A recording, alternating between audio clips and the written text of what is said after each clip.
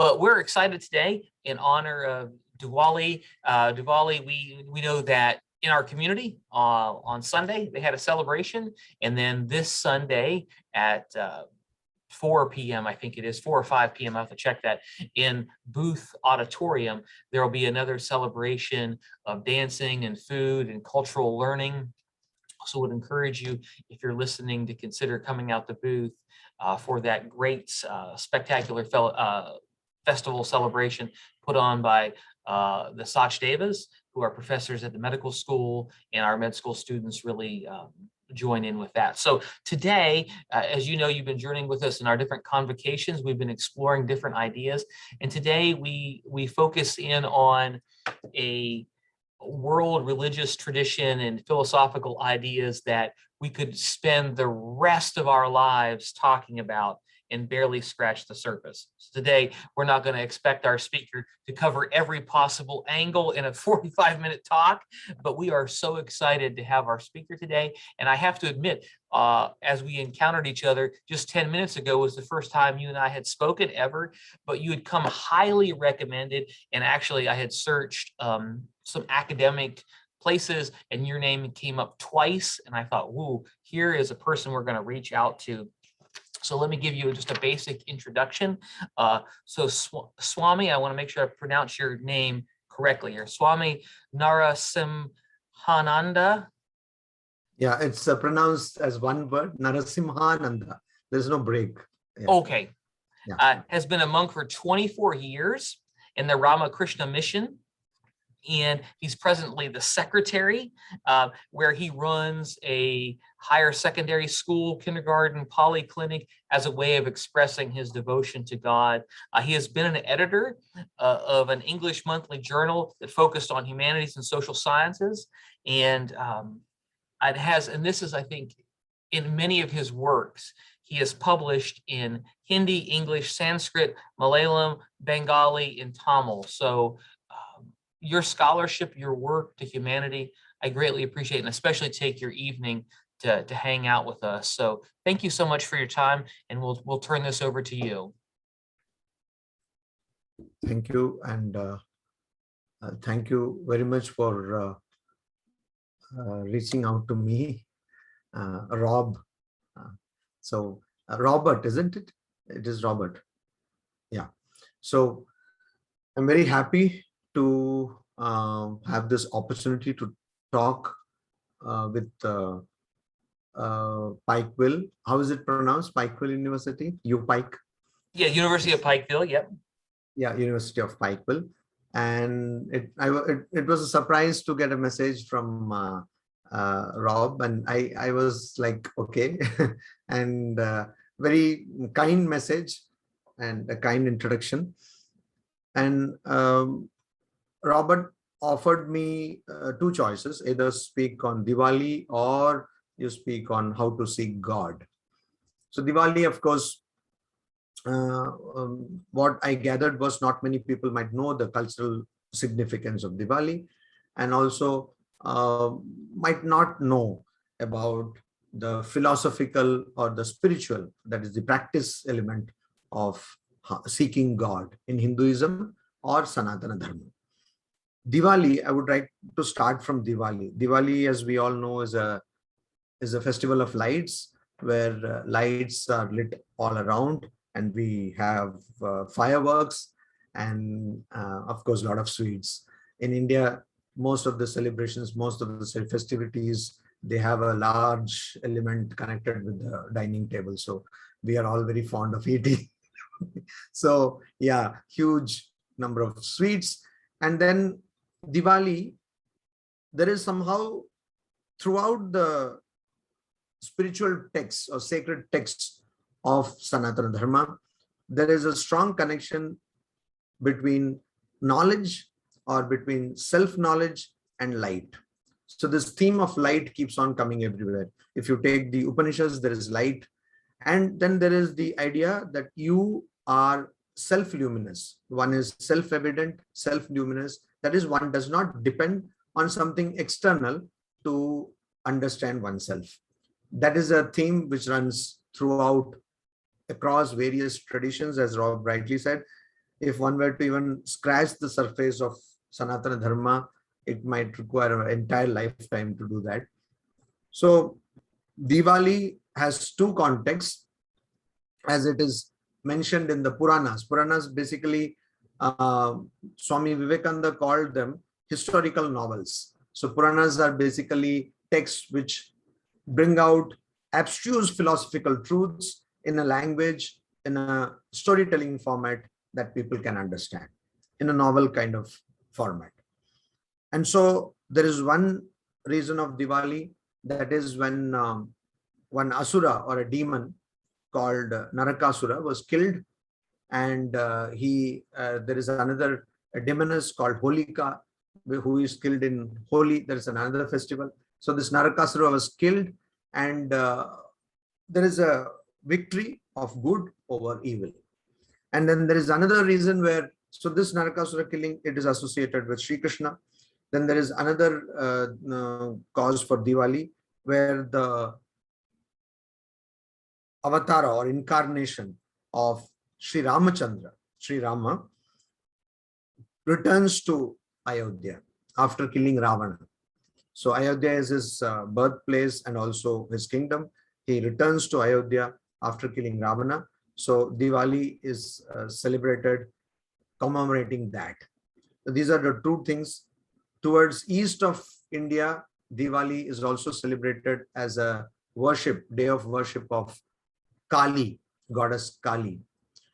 And in the better part of northern India, Diwali is celebrated as Lakshmi Puja, that is the goddess of wealth. So even as very famous festival as Diwali has got so many wide, diverse approaches and diverse traditions.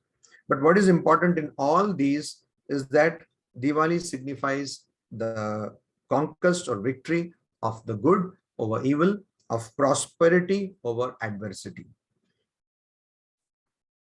Having said that, there is a stark contrast between how we see things in divisions in major religions and how it is seen in Hinduism. When we say good and evil in Hinduism, it is not like God and devil in the Judeo-Abrahamic tradition. So here in Hinduism or Sanatana Dharma, we don't have any devil. So the good also and the evil also, both are divine. Both the good and the evil are divine. This is something which is difficult for most people, irrespective of what religion they practice, difficult to comprehend. And that is why the imagery of Kali is very important there. If you look at the imagery of Kali, Kali is not quote unquote beautiful in the conventional sense. She is not feminine in the conventional sense. She is stark naked, and she has for her ornaments parts of body of people she has killed. That is evil people she has killed. And she has a garland of skulls. She is drinking blood. All the gory details I'm not going into, but the point is that it is the quite opposite of what we consider holy. Holy, when we say holy, it's associated more with white color. It is something which is giving you life, not taking away life. It is something which is pleasant to look at. In fact, one of the meanings of the root word div, from which the word deva or devata or devi is derived in Sanskrita. Deva or devi or devata, they all mean god or goddesses. The root word is div. It means light. So a person who is effulgent. But Kali is the opposite of that. And so Kali is one example how even that which is ugly, even that which is dark, even death is all celebrated as divine in Sanatana Dharma. Then the question comes, then why at all conquer evil? Because if evil is also divine, why conquer it? The idea is that as long as you find good and evil as two different things, as long as you see a dichotomy between good and evil, you need to conquer evil with good. But that is not the desired place to go to. That is not the goal. The goal is to transcend good and evil. So this is the whole point of Sanatana Dharma. And if you take any tradition, like Rob has studied the Saiva Siddhanta, where one of the main principles or tenet of Saivism is that there are two principles, the Shiva and Shakti, and the whole universe is sustained by a harmonious functioning of Shiva and Shakti. In fact, the imagery of Kali is one of the examples of this coming together of Shiva and Shakti. And there also, one has to transcend good and evil to really get established in the idea of the union of Shiva and Shakti. And I am saying this with caution, because whenever we use these words like union and all that, for obvious reasons, people get different kinds of ideas. And that's unfortunate, like most of literature, particularly the Western literature, is flooded with these kind of ideas.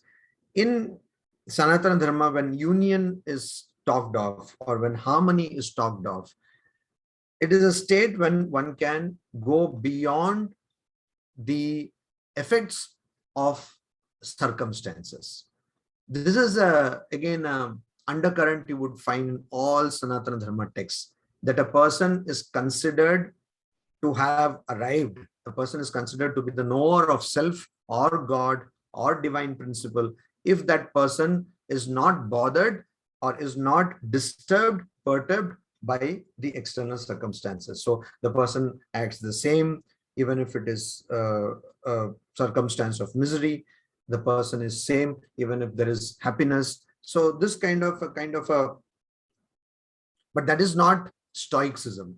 Is that person doesn't become stoic. That person is not becoming without feelings. So that is not, the person is of course having feelings, is empathetic, has emotions, has pathos, but reaches this state where that person knows that whatever I see really does not matter. So this is the way one seeks God. And that is why the very concept of suffering has been one of the main goals or main reasons why a person comes to spiritual life in Sanatana Dharma.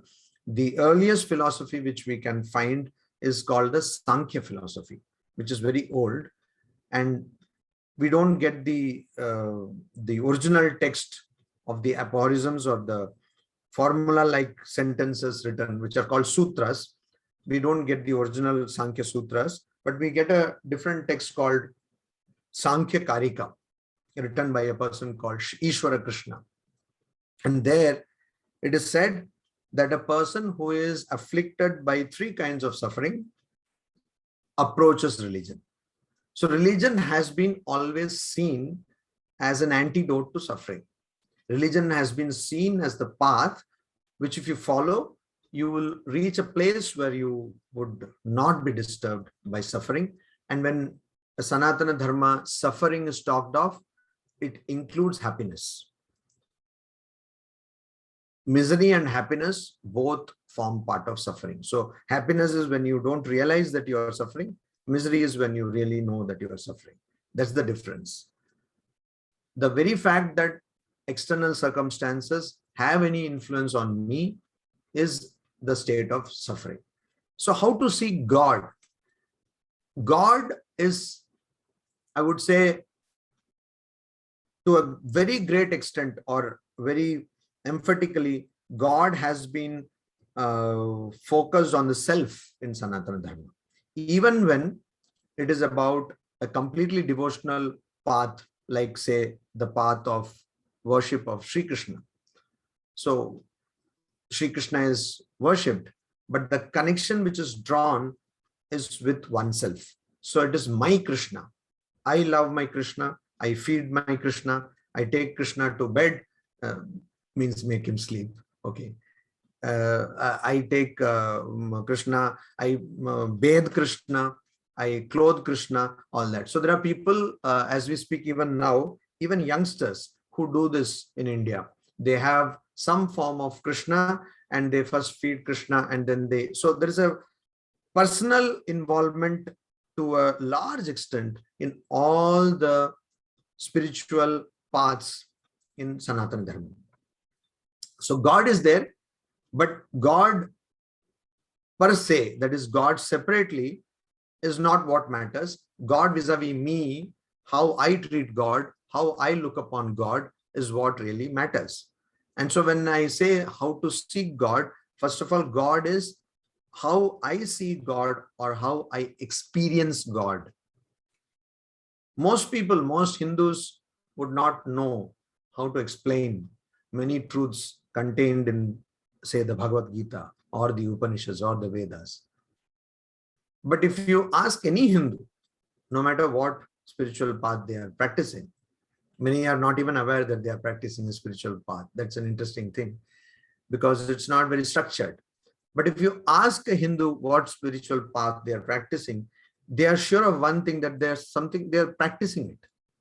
And this we realize when we go outside India, and then we suddenly realize, or somebody from outside India comes to India. When I say India, I also include the other South Asian countries like Bangladesh or Pakistan or Nepal. When somebody comes outside these countries, then they suddenly realize that religion is at their face wherever they go. I think Rob would be able to appreciate what I'm saying. You cannot avoid religion. You really can't. There's no space where you can, you go to a restaurant and you see that the owner of the space has got a beautiful ambience, has maybe a bar, and it's got a very good place going on. There's some singing is going on and everything is going on. But in a corner, you will see the photo of a deity, garlanded. It can be any deity. It can be Jesus Christ. It could be anybody. And there will be a small lamp, and then some worship will be going on. So this you cannot avoid. It's at your face in India. You get into a public transport, even there you will see religion. Either the passengers are into some religious practice, or the bus itself has got a photo of a picture of some deity, and there is a incense stick there in the bus. I don't know whether if it is safe, but people don't even think about that. They have an incense stick just right near the engine in the bus, and it's all cool. And if you really don't believe that religion is not there in India, just see the traffic. You will believe that yes, only God can manage this traffic. This is a very old joke Indians have. It is at your face. So in India, we don't make much of the philosophy of religion, but the experiential aspect, the performative and the experiential aspect is what religion is to many people. In fact, even when a person claims oneself to be atheist, I really don't know whether it is possible to be an atheist in India. But because most people are atheists, because they can have a conversation about theism and atheism with religious people. That's why they are atheists. So that's their pastime. Most of the times, atheists talk about God more than people who believe in God in India. I'm talking about India. So atheism also, when you say atheism, it's a practice oriented. It's more a praxeological approach towards religion. You practice atheism by talking about God and saying that God does not exist. So it's an experiential thing. It's very difficult to understand this. And so philosophy also, that's why I suggested that book. It's a wonderful book, recent book. And philosophy also is experiential in India. One philosophizes because normal people philosophize because, of course, of love failure, but other people, they philosophize not because of love failure, but because maybe they see the world as a reason to go to religion. The world is a cause to go to religion because world is changing, world is unreal, and religion offers you something which is real, that is your true self. This is what, so when we say seeking God, that God is much less external. It is all about understanding my relationship with God or understanding my more permanent existence. So there is always a postulate, that is, a person posits a relation of oneself with that person's not so temporary self, that person's permanent self. So there's always the struggle going on between my unreal self and my real self. And what is seeking God is to understand my real self. Now that real self could be, I am the devotee of Sri Krishna, or I am the child of Mother Parvati, or I am the devotee of Shiva, or it could be that I am Brahman, I am non-dual. It could be anything, but the connection is definitely personal. It's an individualistic connection you make between your higher self and your lower self, eventually understanding that the lower self does not exist. So when one says that one seeks God, that God is a doubtless understanding about oneself. You can follow any path, but essentially you are arriving at a doubtless understanding about oneself. And then you are arriving at a state which is simultaneous. The moment you arrive at this understanding, you reach a state where you are not perturbed by the external. You are not perturbed by the other, because you don't really perceive the other. We have this great woman mystic saint, Mirabai. Mirabai was a great devotee of Sri Krishna, and she reached this state where she could not see herself different from any living being or any human being, any being. So essentially what happens is the other is lost. The whole construct of the other is lost in religion. And that is when you know that you have sought God, you have known God. So seeking God is more an inner exercise. It's a exercise of getting control over your mind, over your sense organs, getting control over your intelligence, which is not equivalent to brain. In the Sanatana Dharma schema, mind is lower than the intelligence, which is called buddhi, which is higher, and it is definitely not located in the brain. And so one controls the intelligence, one controls the mind, and one transcends all these and becomes established in one's higher self. Now, how do you do that? You can do that by simply doing work. You do work without expecting anything. So that's the catch. Simply doing work without expecting anything. So people will like, okay, doing work, I have no problem. I can do that. But then this is the catch. You have to not expect anything. By doing that, it's called karma yoga. Yoga means, in this sense, it means getting one, becoming one with your higher self. And by doing work, you can do that. Or by analyzing what you see and what you consider yourself to be, you can do that. That is called jnana yoga. Jnana in Sanskrit means knowledge, the path of knowledge. Or you can do it by path of devotion, where you keep your beloved, that is God, separate from you, and you love God, you express your love to God in all ways possible, but essentially you reach your higher self. Then finally you can do this by controlling your mind, training your mind, which is called Raja Yoga or Dhyana Yoga. And when your mind ceases to have any thought, then you know that you have controlled the mind, and then you have reached a state of complete control over yourself, and you have reached the state of higher self. So the question is, before the question is how to seek God, the question that will come immediately before that question would be why to seek God. Because as Swami Vivekananda used to say, why is the philosopher's question? How is actually the engineer's question? Why is the scientist's question? Scientists would ask why.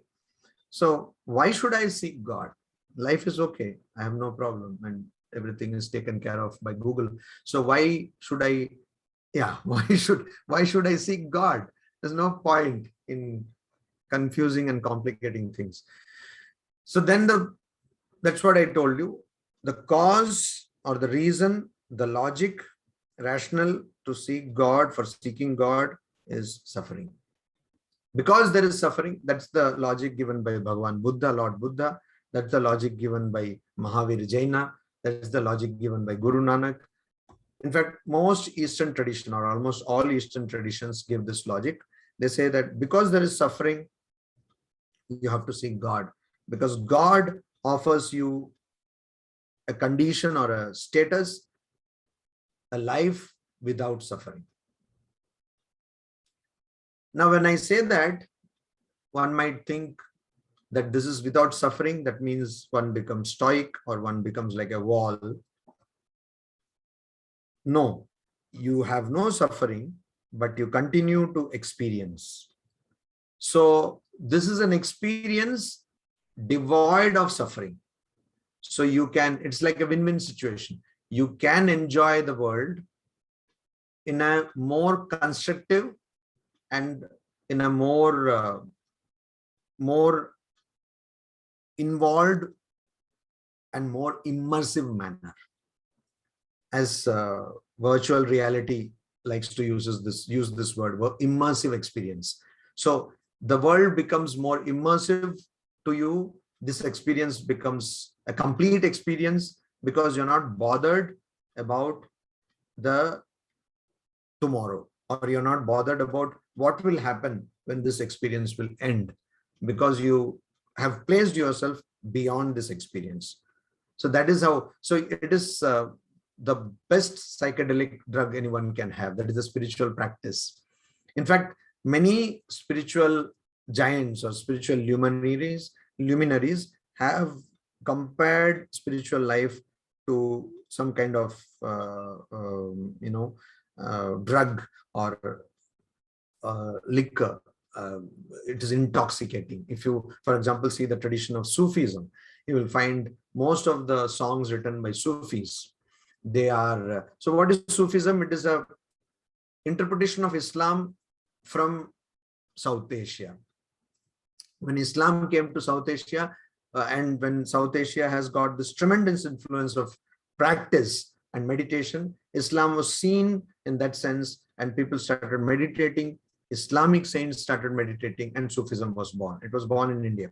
So Sufism, there is the God is the beloved. There is, if you see the poetry of Sufi saints, there will be the songs will talk about love, and there will be talk about how one goes to the bar. I mean the Islam version of, or the Indian version of bar, and one drinks and gets intoxicated. So intoxicated with the love for God. That is Sufism. And the same thing, the same theme is there in other branches of religious practices in India, particularly in Sanatana Dharma. And that comes because just like intoxication or psychedelic drugs, they take you away from the reality. Spiritual path takes you away from reality. But there's a big difference. The difference is, we all know, psychedelic drugs or alcohol or any such substance is habit forming. It weakens you actually. And so Patanjali Yoga Sutras, sage Patanjali, who has written many aphorisms or sutras or formulas on how to control the mind, it's called the Patanjali Yoga Sutras. There he says that you can induce the state or a likeness of the state by using drugs, but then the effect of those drugs will not be everlasting. It's only temporary, and then you will be addicted to those drugs. So there are many people who try, particularly the youngsters, we try many substances to get some kind of relief from the crisis of life. But if one gets an understanding of spiritual life, one gets an understanding of who one truly is, then one doesn't need to be an addict or have some habit of a substance. This is one very important aspect of how one seeks God. So essentially, seeking God is turning the focus from some God I call it a God lost in the wilderness of, the entire paraphernalia of divine beings. So you have to search which God, etc. Instead of that, turning the focus to oneself. There is this Upanishad, there are these texts which form part of the Vedas, which are called Upanishads. The word Upanishad is interesting. Upanishad means, Upa means going near, Ni means certain, and Shad means loosening. What does it mean? It means that I have a problem of misinterpretation. All of us are suffering from the problem of misreading or misinterpretation. What is that problem? We see that which is unreal as real, which we see that which does not matter as material. So matter really does not matter, but what really matters is not matter. So we see that which is material as immaterial, and what really is material as immaterial, and what really is immaterial as material. So this whole universe, whatever can be perceived, does not matter. And what really matters cannot be perceived, which is at the backdrop or the background of this universe. That's the idea. And so one has to focus on oneself. So how does one do that? This misreading, where I have confused consciousness with matter, that misreading has to go. So it's called a knot. In the Sanskrit language, it is called granthi. So it is, as we have a tricky knot, very difficult to open, untie, that kind of a knot. And this knot is between consciousness and matter. I call it a naughty problem. Spelling is different. K-N-O-T-T-Y. Naughty. And it can become N-A-U-G-S-T-Y also quite soon. So this is a problem where I confuse consciousness with matter and confuse matter with consciousness. To remove this, to loosen this, I have to go to someone, go near someone who has done that, a master, a guru, and have certain knowledge of the path.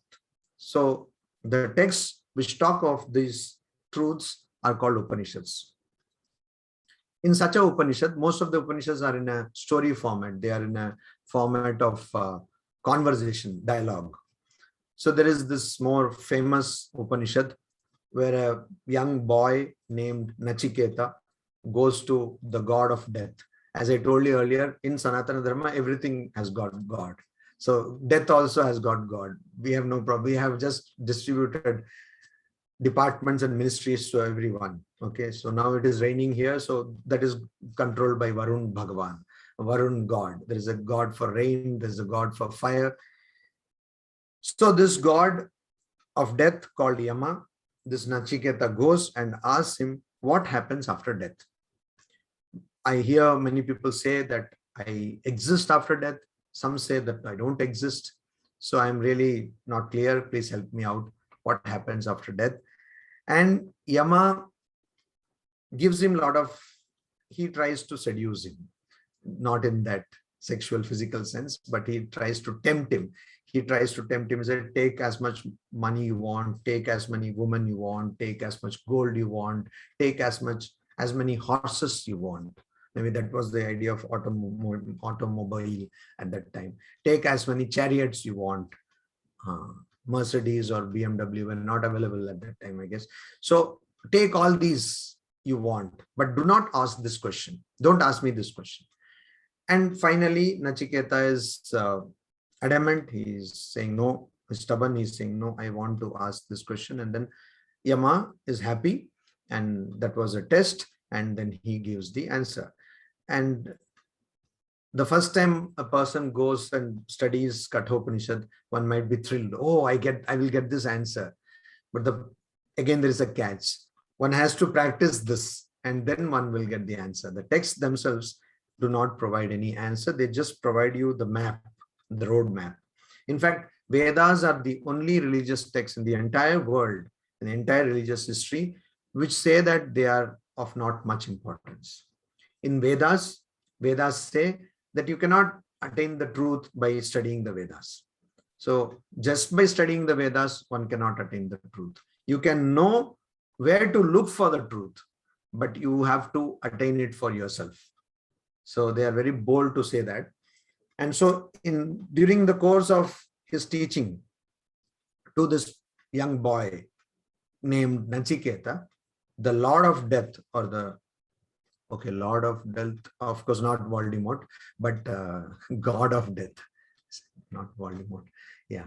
So God of Death, this God of Death, Yama, he says a beautiful thing. He says that God has created us with a manufacturing defect. He has created us with a manufacturing defect. So there was some problem in his production system and there is a manufacturing defect. All of us have been created with a manufacturing defect. And we don't have any warranty. Of course, Yama does not say this. This is a masala I've added, some spice. So we don't have any warranty where we can go and change this product. And what is that manufacturing defect? Our senses can only see the external. They can only go out. They're all outward. Paranchi khani vyatranat swayambhu. That's the Samskrita. So all the senses run externally. They can only perceive externally. For example, my ears can hear all the external sounds. It cannot hear the various sounds my internal organs are making. It cannot. My eyes can see externally. It cannot, just like the owl turns 360 degree. It cannot go inside and see my heart, etc. For that, I might need some probe. But so everything is external, and that is the manufacturing defect. All these sense organs, they are wonderful in their sense perception, but they can see only what is external. A person who wants to know one's true self, wants to become immortal. Immortal means not living forever in this body, but knowing that that person is not the body. Knowing that the destruction of this body does not in any way affect one's eternal existence. That is what immortality is here. So if the person who wants to become immortal or wants to understand one's immortal existence, that person has to avrita chakshuhu, has to turn inward one's senses, has to turn inward this external nature of the senses, has to turn it around and focus on oneself. And once you focus on oneself, you try to control, you try to direct, you try to have an influence on the sense organs, and then you try to focus them on what is real, what is not changing in this and always constantly changing universe. That is the idea. So this turning your direction of the sense organs. In the Gita, in the Bhagavad Gita, there is a good example.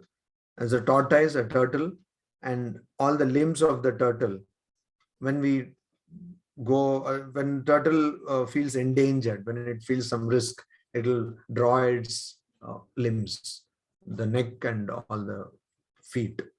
So that is how a person who encounters sense objects, that is objects of experience for the sense organs. Like for ear, it is sound, for nose, it is smell, for eyes, it is some sight, for the tongue, it is taste. So when a person who is trying to go ahead in spiritual life comes across some kind of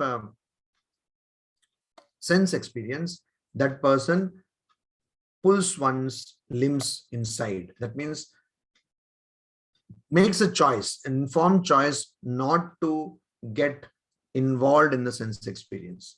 So kurma means turtle, angani iva, just like the organs of a tortoise or a turtle. One pulls one's limbs inside and makes an informed choice. If I don't know whether you have watched the movie Matrix. Have you? Yeah. So I guess some people might have. So in the Matrix, there is one, of course, this Matrix movie was made with a lot of inspiration from Advaita Vedanta, which is a non-dual philosophy. which believes that the ultimate truth, there is an ultimate truth, and that ultimate truth is one, indivisible, there is no other.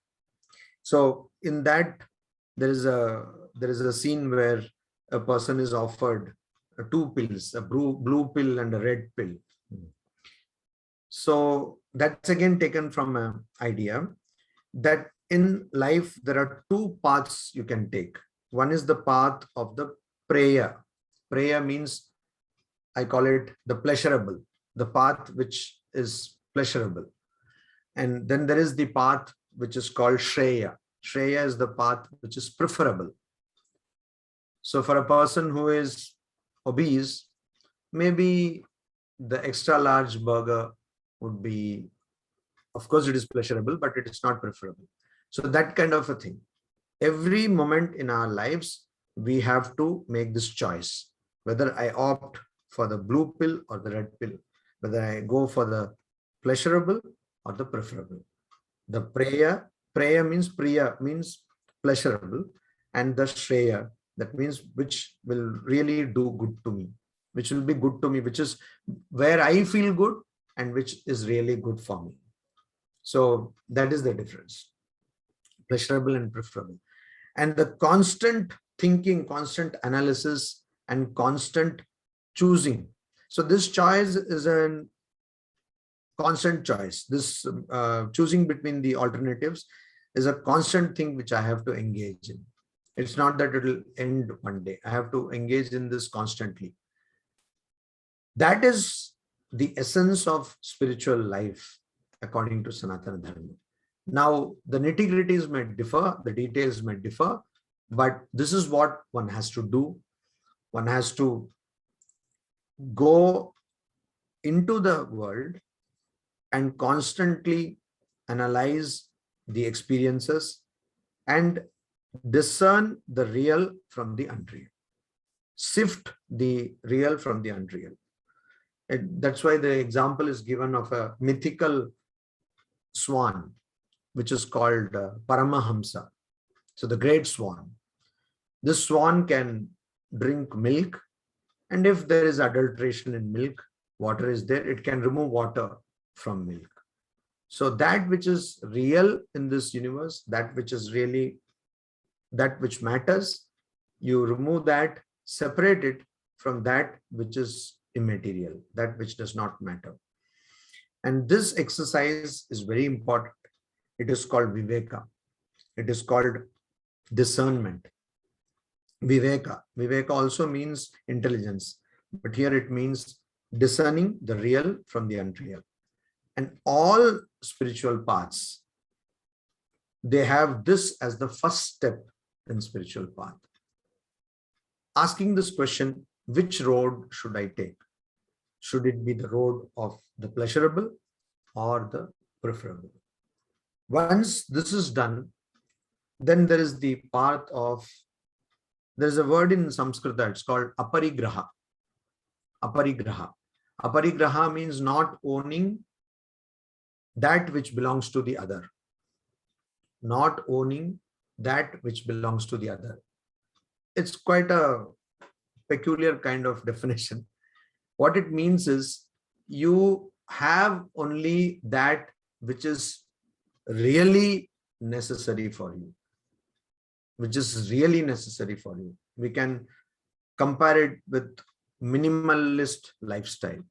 But sometimes minimalist lifestyle can really be costly. That interior decorator can really, rob you. But here minimalist lifestyle really, which is where you don't spend or where you don't grab more than what you really need. When you do that, there comes what is called dispassion. So you're not attached. Why don't you want that thing in your drawing room, in your living room? Because you're not attached. Most of the times we grab things, we surround ourselves with things, and there is now this online shopping. It has become a psychological illness. Many people just go on shopping. That's how they deal with depression. Depression is a very sad thing. but unfortunately, some people cope with depression by shopping, random shopping spree online. And so you have so many things around you, and you feel cozy about it. You feel comfortable about it. So possession is a way to express one's individuality. The first method of expressing one's individuality is the ego. In Sanskrit, it is called ahankara, egotism or ego, the very sense of having ego. You might not be an egotistic person, but everyone has an ego. And that very ego is the cause of all problem. And this ego manifests itself as mamakara. So there is this I and there is this other concept of mind. So to sum up whatever I said, essentially throughout Sanatana Dharma, there is this non-difference between good and evil. Essentially, good is also divine, evil also is divine. But as far as you perceive good and evil, you have to conquer evil by good. Eventually, you have to transcend both. And one has to do this by discerning what is real from what is unreal. And one has to develop a dispassion towards the sense experience. When you do that, you attain God, which is essentially an understanding of oneself where there is no doubt. We have different understanding about ourselves, but an understanding which is doubtless, which is a sure, certain understanding of oneself, that is what is God realization. It can mean different things to different people practicing different traditions in Hinduism, but it will bring certitude. It will bring certainty about oneself and also one's relationship with God or the higher nature. I guess I have exhausted my time. So as Rob rightly said, one cannot even scratch or even give you the basic points of Sanatana Dharma or Hinduism. But it was nice talking to you. It was nice having this conversation. And I would love if there are questions, because it's my experience that most often than not, the questions are more interesting than the talk itself. So if it is possible, if you have time, I would be happy to take questions. Yeah. Thank you. This has been so fantastic. I've taken so many notes here in every possible space on my paper. I've taken notes. I have lots of questions, but I want to offer our those who've been with us. Do we have any questions from the audience today?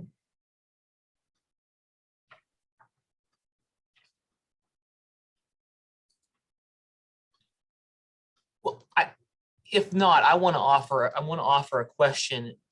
As you've shared all of this, one thing at the end you really hit me with was the idea of kind of how possession is the highest form of individuality, which strikes against this idea of the non-dualistic experience, right?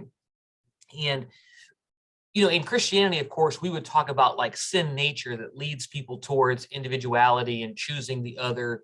And you talk about how religion is the perpetual choosing of one of the two ways, right? What causes people to continue to choose individuality when the path of freedom or deepest awareness is really oneness?